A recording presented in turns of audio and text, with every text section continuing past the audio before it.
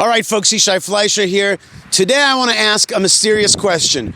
Who are you, Prime Minister Netanyahu? What are you? Who are you? What do you really stand for? It's very unclear because on the one hand, you're a great leader of Israel. There's no doubt that your face is going to be on our money one day, right? You're like that level. You're a great statesman. You were just in the White House and you were standing up there with the leader of the free world and you had a great way about you. And there's no question that you're able to navigate international challenges and you're awesome that way, right? And you've also managed to fight against bad guys in the last 500 days and you've killed some of the top bad guys at Hamas and Hezbollah.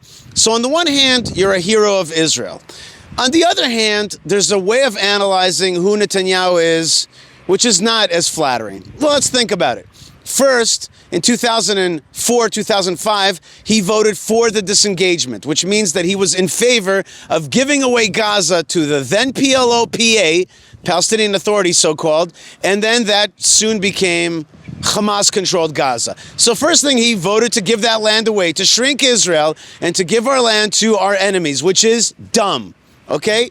Then Qatar wanted to have money flow into Hamas-controlled Gaza, and who allowed it? Netanyahu passed that money from Qatar to Gaza right into Hamas's hands.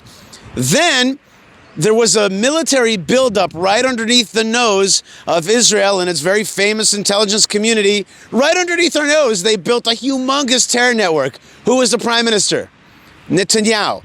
Then there was one Israeli hostage.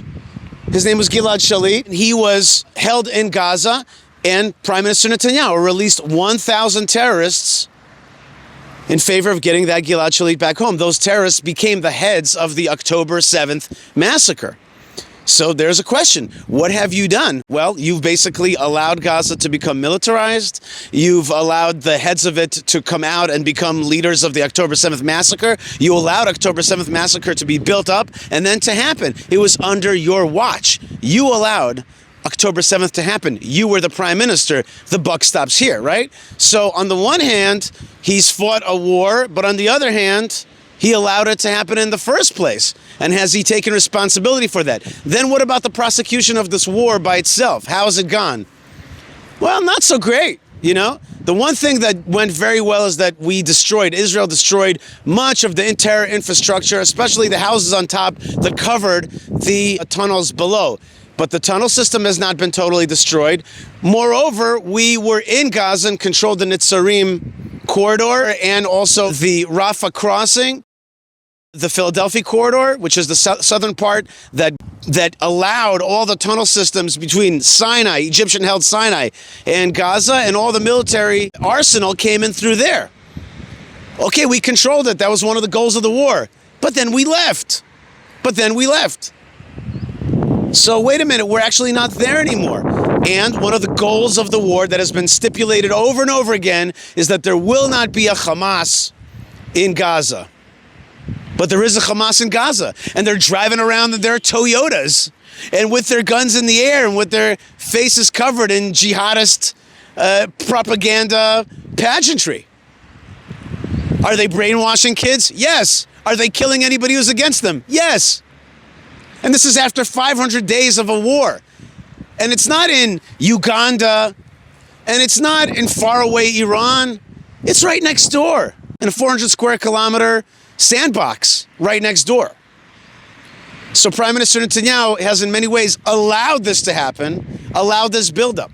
Let me ask some more questions. I've heard Prime Minister Netanyahu talk for 25 years about the Iranian nuclear program. He's still talking about it. I hear him talking about it all the time. Iran will not have a nuclear weapon. 25 years you're working on this project, 25 years, and they're still trying to make a nuclear weapon. And they're powerful. They now have all these puppets that they control, all these other terror bodies, the Houthis, the Hezbollah, the Hamas, and they're still there. They're not destroyed. And that's very frustrating. Moreover, what about these hostages? Your brother, Prime Minister Netanyahu's brother, helped liberate hostages all the way in Uganda, the famous, Uganda mission, Thunderbolt, Operation Yoni. And what happened now. Instead of liberating the hostages with our Sayeret Matkal, with our special units, what do we see instead? That we're giving away mass murderers, terrorists who have killed 10, 20, 30, 40 Israelis, murdered them. They're being released. And not only are they being released, they're not being exiled. They're being released back into Gaza in the best case scenario, sometimes into Judea and Samaria, and sometimes even to Eastern Jerusalem. Is that insane? You're releasing hardened murderers back into the hands of the Hamas, and then you're telling us that one of the goals of this war is to destroy the Hamas? What's going on? You're allowing murderers to come back into our society? Completely not understandable. Now we get the message that we got the bad news that the Bibas family children and the wife have been murdered and they're going to return the bodies. What would a normal society do after they abducted your women and children literally and then return them back in body bags? You go crazy.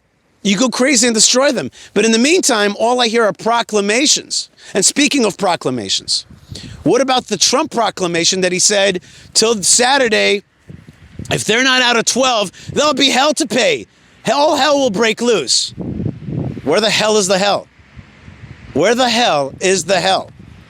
Oh, no, just give us 3 hostages back. It's all good. The positive outlook would say, just give him time. There's a plan. Just give him time. There's a plan. But you know what? When you lay out the case the way I just laid it out, of what we have seen over the past many years, of a weakness, of allowing our enemies to build up an armament against us, well, then maybe there is no real plan. A good friend of mine said to me that maybe the prime minister makes decisions just based on tactics, tactical decisions. Today it's like this, take a left, take a right, survive. Survive politically, survive militarily. Where's the big decision making? I don't see it. And I'm supposed to give the prime minister the benefit of the doubt. But I have doubt. I have doubt about how this war has been prosecuted. I have doubt about how we as a society react. And what about our good name? If Prime Minister Netanyahu is supposed to be such a great statesman, then why are we hated all around the world? Why does everybody perceive us as kind of weak? We have these moments of brilliance, like the beeper operation. It was amazing. It's the stuff of legends, stuff of spy storybooks. But it can't stop there. We can't be patting ourselves on the back and handing each other golden beepers and thinking it's all over. We're surrounded by jihad in Gaza, in South Lebanon, now in Jordan, in Iraq, in Yemen, and certainly even in Judea and Samaria, and the cities of Israel, the Arab cities of Israel, are full of jihad. Not to mention the Arab criminality in the Negev, in the north, all the rackets, the shakedowns, all the protection rackets. So what's going on here? What's going on here? And even in other things like liberalizing our economy, making it more capitalistic, that's been true only in one sector, the high-tech sector. The rest, everybody complains. We're a totally socialist, bureaucratic country. Where's the great Netanyahu in liberalizing that part of the economy? When you add it all up, you can get very frustrated. He makes great speeches. Prime Minister Netanyahu, you make great speeches. And I admit you're a great statesman, but I'm frustrated. And my frustration is the frustration of many who look at this war and say, 500 days to fight Gaza, to fight a small terrorist organization? And we keep feeding them and feeding them. Where's the simple tactic of turning off the electricity, stopping the supply of food, stopping the supply of fuel, which allows all the turbines to fan the tunnels? Just turn them off and have all the fighters come out and then destroy them. I'm supposed to give the prime minister the benefit of the doubt, but I've got doubts. After 500 days, after the Bibas family murder, and after the pageantry that the Hamas makes a mockery and humiliation of our people, that they abducted, tortured, in most cases murdered, And now they're parading them with their signs and their cameras and their guns and their Toyotas. Humiliation. That is not the way of the Middle East. That is not the way of the Middle East. It is them, the enemy, that has to be humiliated and annihilated. And there's a frustration growing here. I have many friends who say, when can we already go to elections? He's not doing it. He's like King Saul of the Bible. He cannot get rid of the enemy. He's stuck coddling the enemy. He says big platitudes and words, but he can't get it done. He's not a fighter on that level. He's maybe a great orator, a great statesman, but he's not a great warrior against the jihad, which has grown under his watch in Gaza and around the world. And even our good name has been besmirched because of our weakness. Prime Minister Netanyahu, supposed to give you the benefit of the doubt, but I got doubt.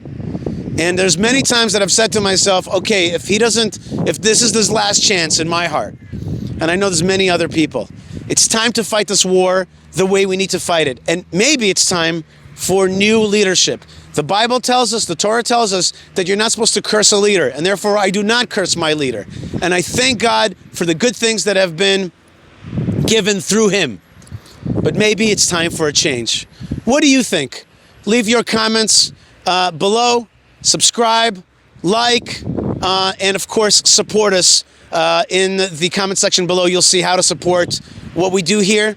God bless you wherever you are. May Hashem give us strength. As the verse says, Hashem oz lamoiten. Hashem yivarech et amo v'shalom. Hashem will give his nation strength, and then Hashem will bless his nation with peace. God bless you guys. Lots of love, lots of blessings, and shalom.